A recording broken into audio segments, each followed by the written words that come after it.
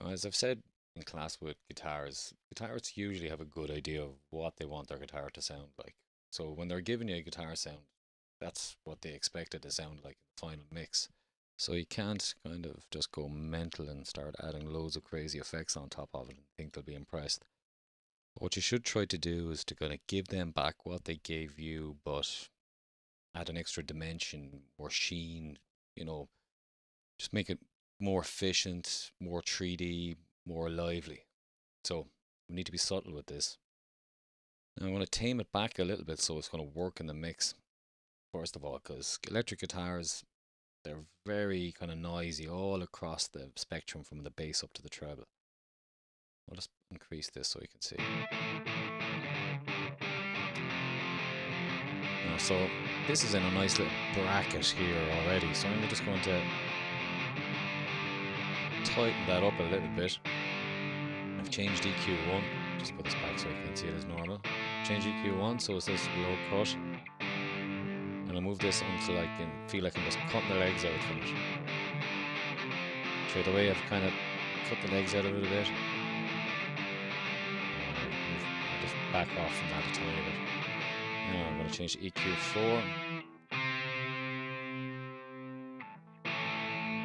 Tighten that up a tiny bit. Now I could add some body. A bit of grunt there. Might not be a bad thing.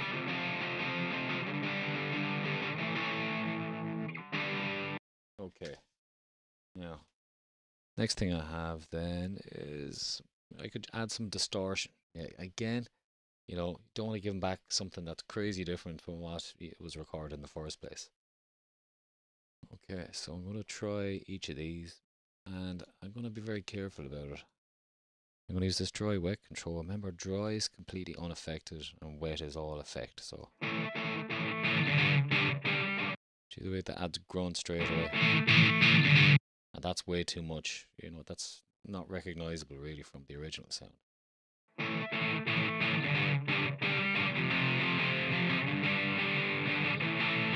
that adds something nice. I want it brighter.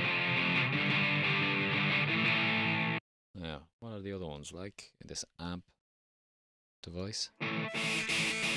Way too much.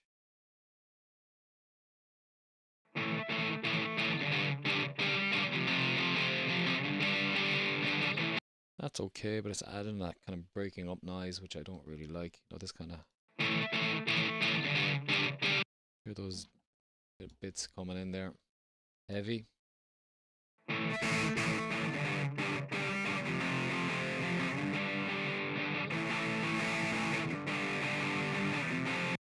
That's not bad, but I think I prefer this one. I'm going to go back to that. Just because the distorted sound reminds me of an enhanced version of the original sound. Next thing I'm going to do then is add something to add a bit of movement. So typically I go for a flanger or a chorus. And there's one I like for distorted guitars called Hearing Voices. I'm just going to drag that down. And the same thing again. I want this so I can just barely hear it. See, it's too much. Do you hear this movement? It's pretty rotten. But if I get it so it's just barely kind of affecting the sound.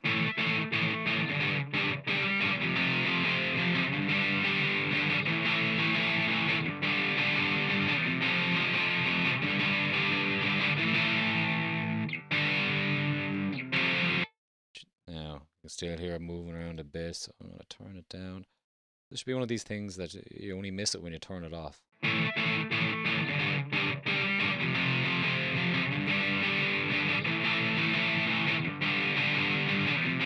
Okay, that's just helping that there. It's just kind of lifting it, giving it a bit of stereo feel, you know, adding a bit of movement, kind of making it jump out a tiny bit. Okay, so I'm going to leave that guitar and go to the other one. I'll have to get all of these things to work in context with each other in a minute, but we'll get to that. Okay, so I'm going to EQ8 then onto the guitar 2. Have a listen. Okay, it's a lot drier. Got a nice appealing sound. We get rid of some of that real low end. to help it sit in the mix a bit better. Now I have the option to add a bit of presence.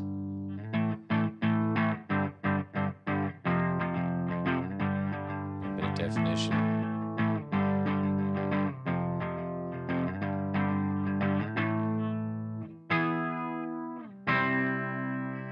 Okay, so now I'm going to distort that slightly. Use the same trick I did on the last one.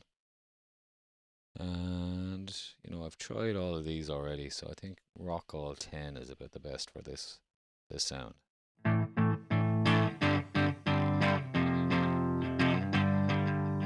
Seems to just bring out the movement and the definition of the sound a bit better.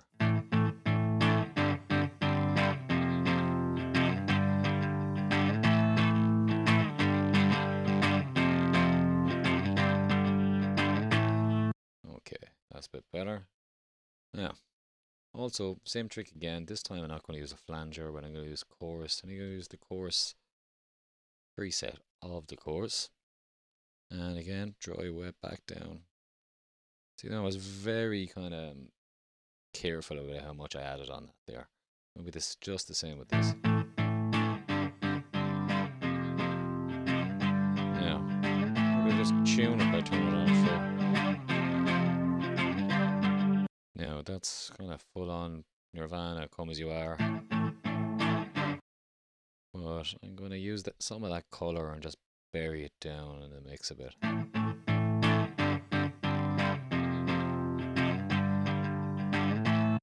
Okay. Now, since I have two guitars, I can pan them away from each other, but I don't want to pan them too far, you know, because you don't want the mix to be too lopsided. So I'll have a listen to the two up together. Now, this one is obviously cutting through the mix a lot better, so I'm going to start with this one up. Join this in.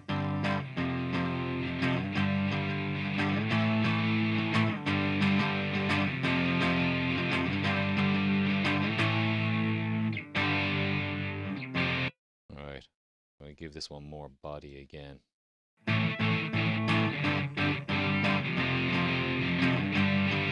I'm going to back off the amount of chorus on this because I can hear it. Give it more presence.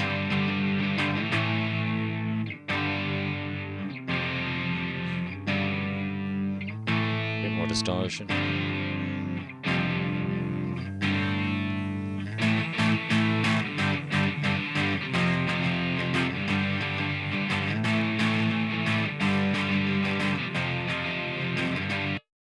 Now, one thing I haven't touched with the guitars is delays. It might be a good time to add a bit of that. This guitar particularly sounds a bit dry, so maybe if I put a bit of a slapping delay on it, it might sound a bit, sit in the mix a bit better. Okay, now, usually these delays are linked to the tempo, and because this track was recorded without being linked to the tempo, there wasn't a click cues. You know, this sync button is going to do me no good, so I'm going to turn these off. Now, I'm going to have to set it by ear, so I'm just going to use one side. So I'm going to link, so now I'm just using one side, and I'm just going to have a listen until the delay kind of chugs along with the guitar.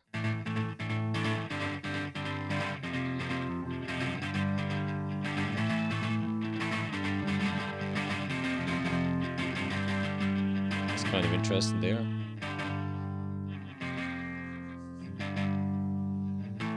Little double.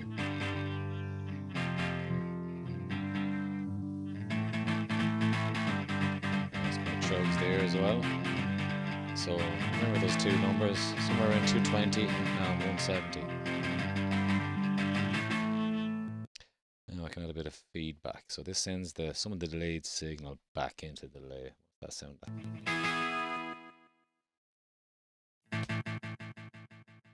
So it's easier to pick that out now. So what if I had this one 169 and this one 220? Nice wide stereo effect, but way too much. Okay, so let's have both of these back together and then add this slowly.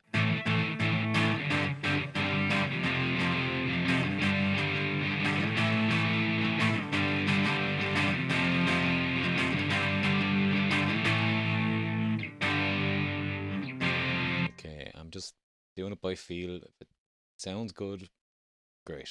Yeah, there's no point I'm aiming for other than how do I feel about it. If I feel good about it, then I'm happy enough. The only objective I have is, remember, I'm trying to present these guitars the way the guitarists remember them, but just kind of make them pop as much as possible. And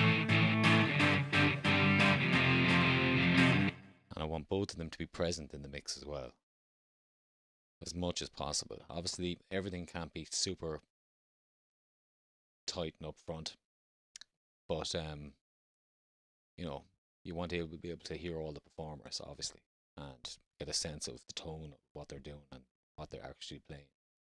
Okay, so I like the way these two guitars are kind of hitting off each other now. So instead of worrying about keeping this level as I drag the level of the guitars up and down, as in keep the level of the interrelationship between these two channels, I'm going to just group these again. And now guitar, group. Now, what I'm going to do is, bass. I'm going to join in first. If I bring this bass back down. Again, I'm just kind of filling in that lower kind of story of the house here. Maybe I'm going to bring these starter level a bit down, so I'm pushing everything up into the ceiling here.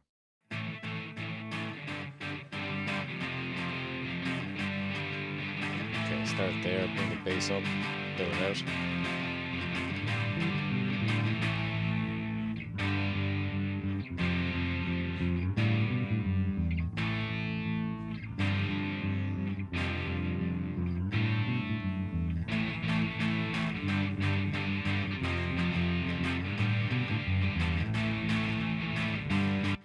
Bass is lacking a bit of presence.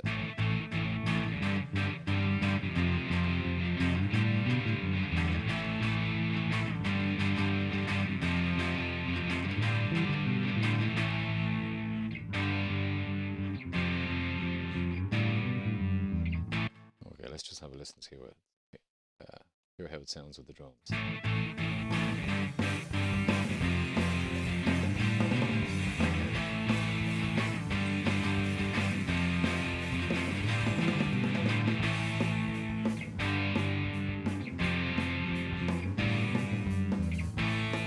Snare sounds tiny.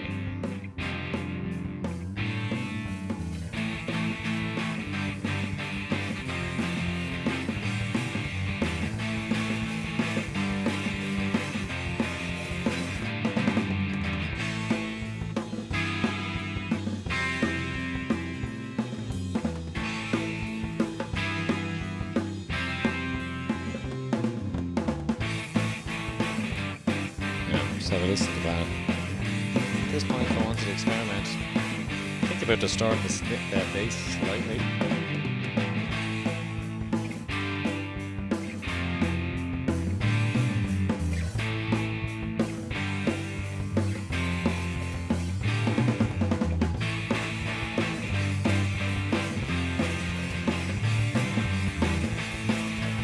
Yeah, that does add presence, but it seems to lose some of the low notes. These ones.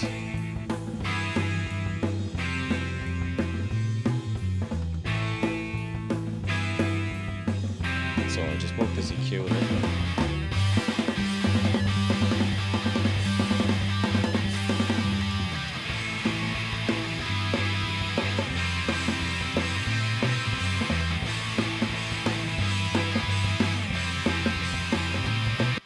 Okay, yes, the guitar does that at the end.